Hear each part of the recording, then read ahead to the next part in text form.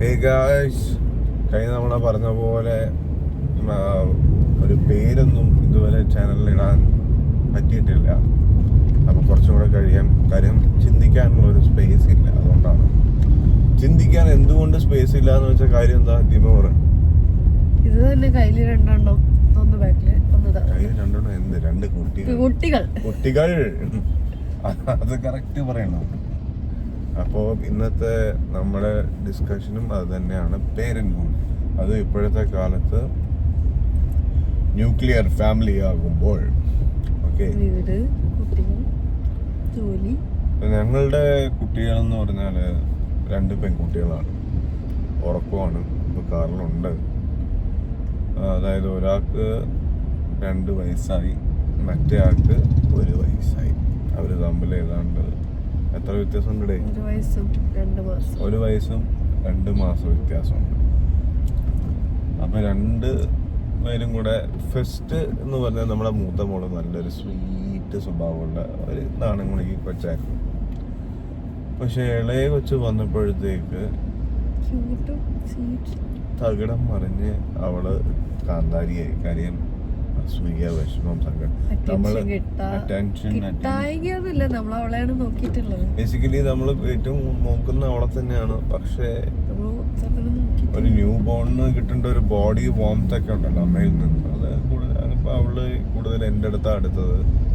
അപ്പൊ എൻ്റെ അടുത്ത് കുറെ ക്ലോസ് ആയെങ്കിലും പുള്ളിക്കാരത്തേക്ക് അമ്മയെ കിട്ടുന്നില്ല. അതിൻ്റെതായ ഒരു ഫ്രസ്ട്രേഷൻസ് കൂടി വന്ന് ഒരു സാഹചര്യത്തിൽ ഞാൻ മറ്റേ ഒരു ഡോക്ടറിനെ വരെ പോയി കണ്ട്. മോള് തീരെ ചെറിയ കുട്ടീനായിട്ട് ഇഷ്ടപ്പെടുന്നില്ല, എപ്പോഴും വഴക്കാറൊക്കെ പറഞ്ഞു. ഭക്ഷണം കഴിക്കണില്ല, ഒരുപാട് ചേഞ്ചസ് ഉണ്ടായിരുന്നു. അങ്ങനെ ഭയങ്കര സങ്കടപ്പെട്ട് രാത്രി ഉറക്കത്തിൽ ഉറങ്ങുന്നില്ല, ഉറക്കത്തിൽ എഴുന്നേറ്റ് പുള്ളിക്കാരെ ആകെ ഡിസ്റ്റർബ് അറ്റൻഷൻ. പക്ഷെ എത്ര അഷുറൻസ് കൊടുത്താലും അതൊരു പാടാണ്.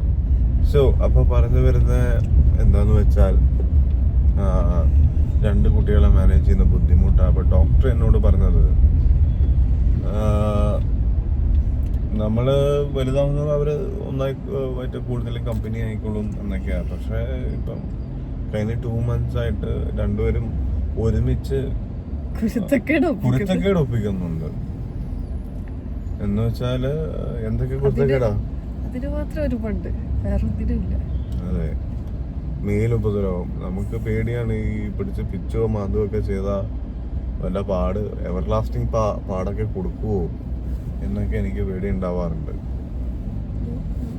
അപ്പം മൂപ്പര് സ്പെക്സ് ഇട്ടിട്ട് മൂപ്പർക്ക് സൈഡൊന്നും മനസ്സിലാവാറില്ല. അപ്പം അങ്ങനെയാണ്.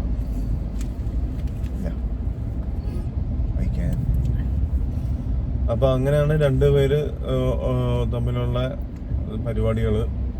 അവര് നമ്മുടെ 2 നിലയുള്ള വീട്, അൽഹംദുലില്ലാ വലിയ വീടൊന്നുമല്ല, ഒരു ആവറേജ് സൈസ്. അപ്പൊ അവിടെ ഇവര് ചാടിക്കറി മോളിക്കറി പോവും. അത് പിന്നെ ഞാൻ ചെയ്യുന്ന പ്രത്യേകിച്ച് ഒരു കാര്യം, ഞാൻ ഒരിക്കലും ഇങ്ങനെ ഈ പിള്ളേർ വീണാലോ ചെറുതായിട്ടൊന്നും വന്നാലോ അവരെ പേടിപ്പിക്കത്തില്ല. അയ്യോ നോക്കണ്ടേ, ഞാൻ അങ്ങനെ അവരെ കൺട്രോൾ ചെയ്യത്തില്ല. പെൺകുട്ടികളാണ് കാര്യങ്ങളൊക്കെ. പക്ഷെ പിള്ളേർക്ക് ഒരു ഫൈറ്റിംഗ് സ്പിരിറ്റ് ഒക്കെ, പ്രത്യേകിച്ച് എനിക്ക് ചോദിക്കാനും പറയാൻ ഇപ്പൊ വേറെ ആമ്പിള്ളേരൊന്നും ഇല്ലല്ലോ. അപ്പം അവരെ ഞാൻ വളർത്തുമ്പോൾ ലൈഫ് ഈസ് ടഫാണ്. അടിയൊക്കെ കൊടുക്കാറുണ്ട്.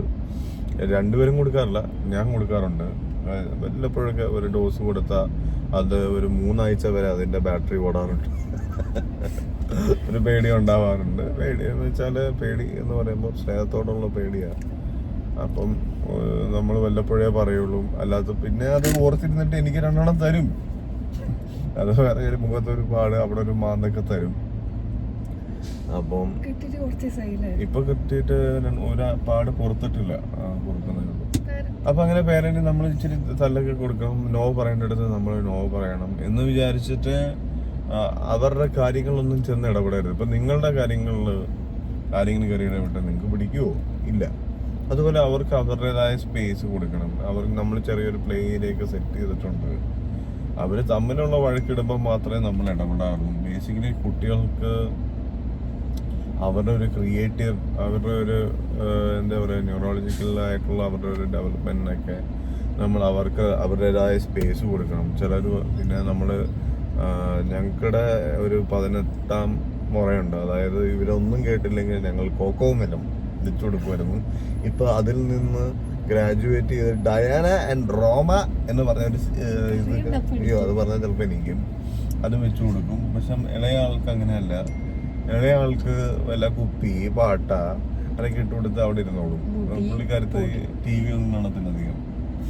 അപ്പം മൂത്ത ആള് അത് TV ഒക്കെ കണ്ടിട്ട് പുള്ളിക്കാരി ചിലപ്പോൾ കുക്കിംഗ് ചെയ്യാൻ നോക്കും. പുള്ളിക്കാരി ചിലപ്പം എന്താ പറയാ കുറച്ചും കൂടെ ഗേളിഷ് ആണ്. മറ്റേ ആൾ കുറച്ചും കൂടെ മാച്ചോ ആണ്. അവൾക്ക് കുറെ അവളെ ടക്കിൻ ചെയ്യുമ്പോൾ ഡോളിനെയും ടക്കിൻ ചെയ്യണം. പിന്നെ ഒരു ഡീമെറിറ്റ് എന്ന് പറഞ്ഞാൽ കൂടുതൽ ഇംഗ്ലീഷേ അദ്ദേഹം മറ്റേ പറയാറുള്ളൂ.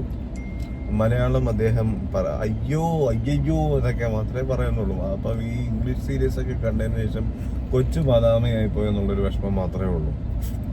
അതിൽ എല്ലാത്തിനെയും പോലെ. പിന്നെ നമ്മളിപ്പോൾ പ്ലേ സ്കൂളിലൊക്കെ ഇപ്പോൾ കൊച്ചിനെ 2 വയസ്സല്ലേ ആയുള്ളൂ.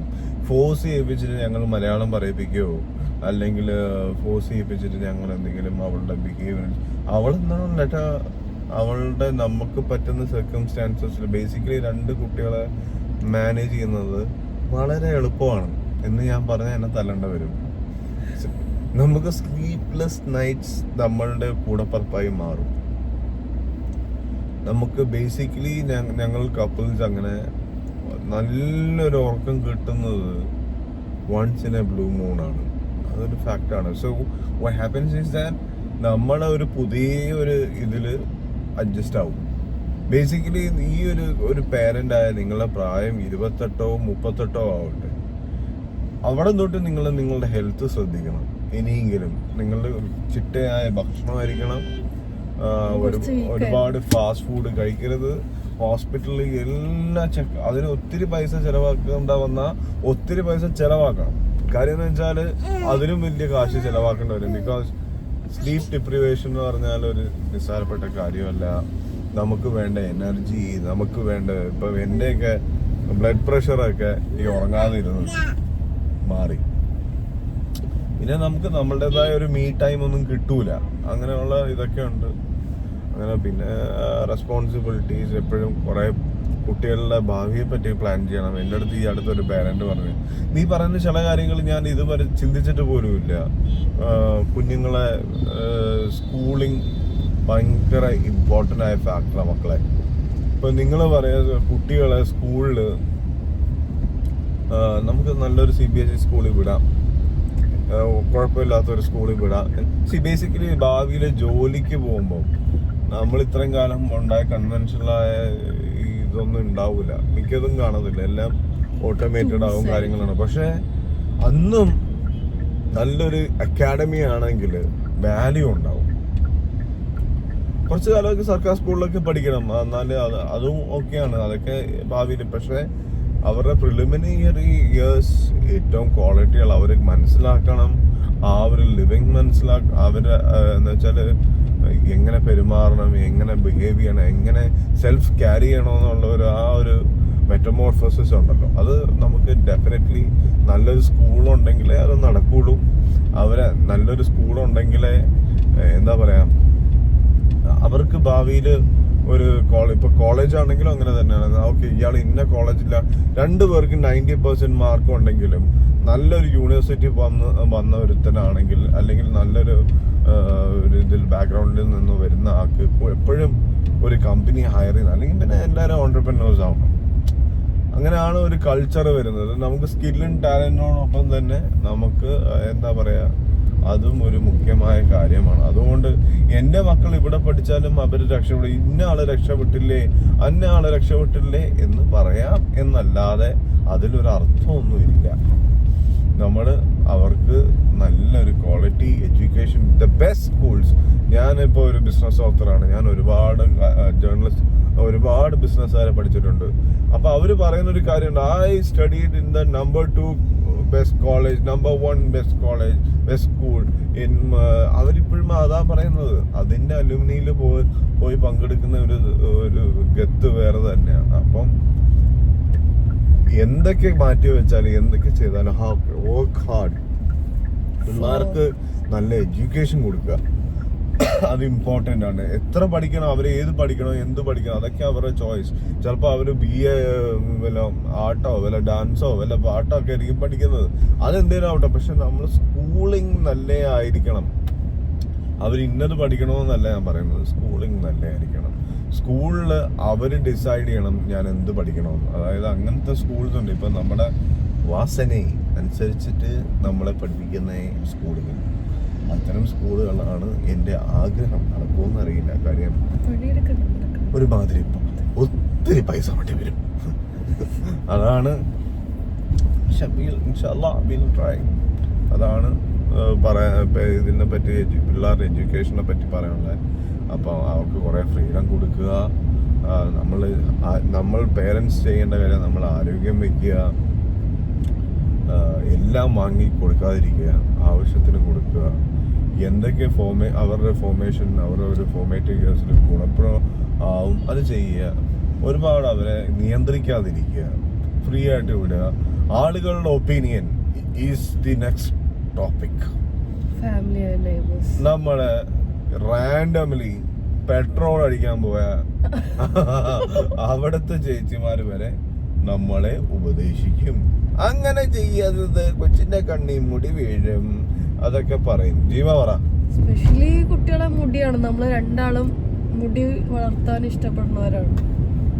അത് തന്നെ, 2 കുട്ടികൾക്ക് നല്ല മുടിയുണ്ട്. അപ്പോ ഇവർക്കൊക്കെ ഒരു ഇതുവരെ വിട്ട് ഇങ്ങനെ ആക്ക്. പണ്ടത്തെ സ്റ്റൈൽ ഉണ്ടല്ലോ 90s,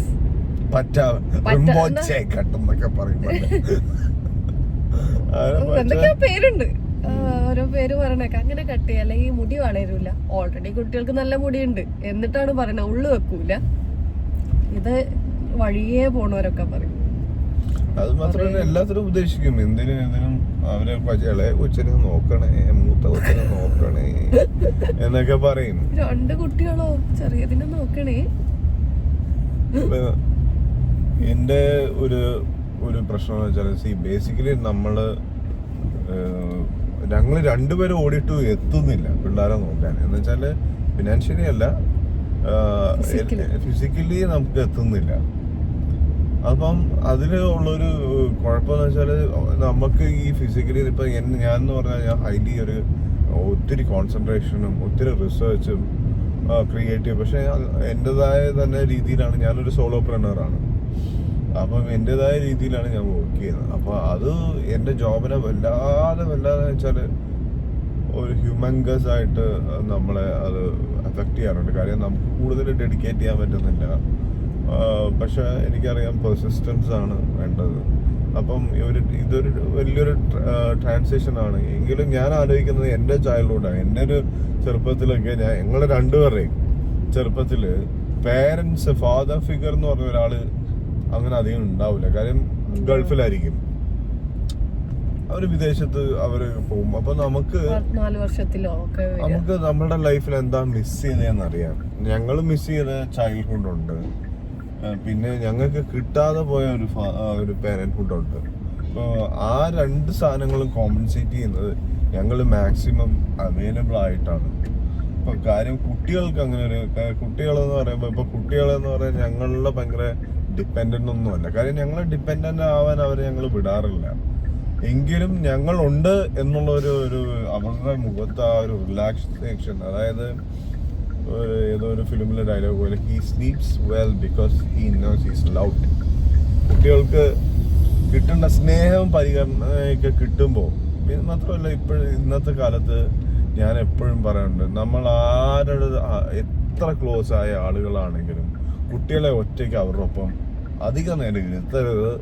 എപ്പോഴും നമ്മളൊരു കണ്ണുണ്ടാവണം കുട്ടികളെ. പെൺകുട്ടിയായാലും ആൺകുട്ടിയാണെങ്കിലും ആരാണെങ്കിലും, അമ്മാവനാവട്ടെ, മറ്റേ എന്താ പറയാ പച്ചച്ഛനാവട്ടെ, ആരെങ്കിലും ആവട്ടെ, നമ്മൾ എപ്പോഴും ഒരു ശ്രദ്ധ വേണം. അപ്പൊ അങ്ങനെ ഒരു അറ്റ്മോസ്ഫിയറിൽ ഞങ്ങൾ എപ്പോഴും ഒരു സ്റ്റെപ്പ് ബാക്കിലുണ്ട് എന്ന് ഞങ്ങളുടെ മക്കൾക്ക് അറിയാം. ഇപ്പോഴേ അറിയാം. അവർ അത്രയ്ക്കുള്ള അവരുടെ പ്രായം വെച്ചിട്ടുള്ള മാത്രമല്ല നമ്മൾ അവരെ അണ്ടർ എസ്റ്റിമേറ്റ് ചെയ്യരുത്. അവർ കുഞ്ഞുങ്ങളാണ്, അവർക്ക് അത് മനസ്സിലാവില്ല. ഇത് മനസ്സിലാവില്ല. കുട്ടികൾ പെട്ടെന്ന് ക്യാച്ച് ചെയ്യും എല്ലാം. ഇപ്പോഴത്തെ കുട്ടികൾ എന്നായോണ്ടല്ല, കുട്ടികൾ അങ്ങനെ ചെയ്യും. അത് മെമ്മറിയിൽ ചിലപ്പോൾ ഇല്ലാത്ത പോലെ. നമ്മളെ ലെന പറയുന്നല്ലേ, നിങ്ങൾ ഓർമ്മയിലില്ലെങ്കിൽ അതില്ല എന്ന് പറയുന്ന പോലെ നിങ്ങളുടെ ഓർമ്മയിലില്ല, അവരുടെ ഓർമ്മയിലില്ല എന്നേ ഉള്ളൂ പല കാര്യങ്ങളും. എനിക്കൊക്കെ വളരെ ചെറുതലത്തെ കുറെ കാര്യങ്ങളൊക്കെ ഓർമ്മയുണ്ട്. അപ്പോൾ നമ്മൾ അവരെ കുറെ ഇതാവാതിരിക്കുക. പിന്നെ ടേക്ക് ഇറ്റ്, എല്ലാ കാര്യവും നിങ്ങൾ പെർഫെക്റ്റ് ആക്കാൻ നോക്കരുത്. ഞങ്ങളുടെ വീട്ടിൽ ഏറ്റവും കൂടുതൽ കോംപ്രമൈസ് ചെയ്യപ്പെട്ട ഒരു കാര്യം വൃത്തിയാണ്. ലൈക്ക് നമുക്കൊരു റോബോട്ട് ഉണ്ട് ക്ലീൻ ചെയ്യാൻ. നമുക്കൊരു എന്താ പറയാ, ഒരു ചേച്ചിയുണ്ട്, ഞാൻ അവരെ മേഡൊന്നും വിളിക്കില്ല, ഷീസ് ഫാമിലി ഫോർ മീ. അവര് നമുക്ക് ആഴ്ചയിൽ 2-3 ദിവസമൊക്കെ അവര് വരും. നമ്മളും ഇവളും ഓടി നടന്ന് പണിയെടുക്കും. ഇവള് ജാക്കി ചാൻ ആണ് അതിന്റെ കാര്യത്തില്. Sorry, gender equality. Michelle Liao ആണ്, നിനക്കറിയില്ല അവളെ? മിഷൽ ലിയാവോ ആണ്. ജാക്കി ചാൻ മതിയാ, കണ്ട നീ തന്നെ ഇങ്ങനെ പറയുന്നു. അപ്പം ഇവള് അങ്ങനെ നടന്ന് പണിയെടുത്തിട്ടും നമുക്ക് ഇപ്പൊ ഗസ്റ്റ് വരുമ്പോ അത് പെർഫെക്റ്റ് അല്ല എന്നൊക്കെ നമ്മൾ വിചാരിക്കാറില്ല. കാര്യം എന്താ അറിയോ, ഭയങ്കര പാടാണ്. കുട്ടികൾക്ക് ചില സമയത്ത് അവര് പറയും, ഈ മന്തിച്ചോറ് നിലത്ത് കിടന്നാ മതി, അതങ്ങനെ ഡിസൈഡ് ചെയ്യും അവര്. നമ്മള് വൃത്തിയാക്കാൻ പാടില്ല, ചോറ് അവിടെ എടുക്കണം. ഒരു ദിവസം ഞാൻ എന്തോ അസുഖം വന്ന് തളർന്നു കിടക്കുമ്പോ എന്റെ നെഞ്ചത്ത് പപ്സ് ഇരിക്കുന്നു. അതൊക്കെയാണ് അവസ്ഥ കുട്ടികളുടെ. അപ്പം അങ്ങനെയൊക്കെയാണ് വീട്ടുവിശേഷങ്ങളൊക്കെ ഉണ്ടാവുക. അപ്പം നമ്മൾ അതിലൊന്നും കുറെ ബോധവാടാവണ്ട. ഇതൊക്കെ എല്ലാം ഒരു സ്റ്റെപ്പാക്കി എല്ലാം നമ്മൾ വീട്ടിൽ കുറെ നമ്മൾ ശാന്തതയല്ല. ഇപ്പൊ എനിക്കൊക്കെ ഭയങ്കരമായിട്ട് പ്രഷർ വന്നതിന് ശേഷം ഭയങ്കര കുഴപ്പമാണ്. എങ്കിലും എനിക്കറിയാം ഭയങ്കര ഔട്ട് ഓഫ് ഇത് വരുന്നുണ്ട്. പക്ഷെ ഇത് ടഫാണ്. പേരന്റുണ്ട്. ബേസിക്കലി നമ്മൾ കൺസിസ്റ്റന്റ് ആയിട്ട് ചെയ്യേണ്ട കാര്യം ബി അവൈലബിൾ, ഫ്രീഡം കൊടുക്കുക, ഓവർ പേരന്റിങ് ചെയ്യാണ്ടിരിക്കുക, അവരെ ക്രിയേറ്റീവായി വളരാൻ വിടുക. ഇത്രയേ ഉള്ളൂ സംഗതി എന്നാണ് എൻ്റെ ഒരു നിഗമനം. അത് നമുക്കുള്ളതാണ്. നമ്മുടെ ഹെൽത്ത് ഡെഫിനറ്റ്ലി നമ്മൾ നോക്കണം.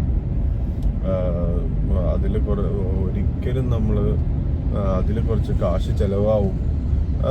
ഫുഡിൻ്റെ കാര്യത്തിൽ സാക്രിഫൈസ് ചെയ്യണം. ആ ഒരു ഏജായി, നിങ്ങൾ എന്തായാണെങ്കിൽ നിങ്ങൾക്ക് ഞാനിപ്പോൾ ഒരു സോൾ ഫുഡൊക്കെ എന്തെങ്കിലും കഴിച്ചിട്ട് ഈ 19 ദിവസമായി.